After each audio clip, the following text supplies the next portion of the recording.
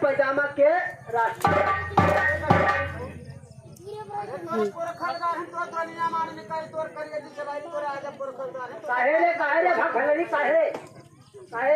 आशीर्वाद होता है पैजामा के रास्ते।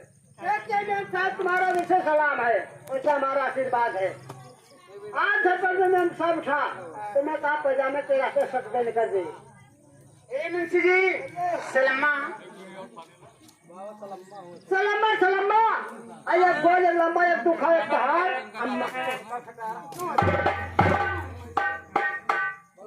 मुंशी जी ये गाली क्यों दे रहे हैं? आशीर्वाद नहीं देता ये शायद ये गाली नहीं है। आज ये समझो गाली तो हमारे सबसे लागो सारी गाली नहीं है। हाँ झगड़ा हो सबका बहनी का बचा हमारा सारी लागो तो बहनी कहे कहीं।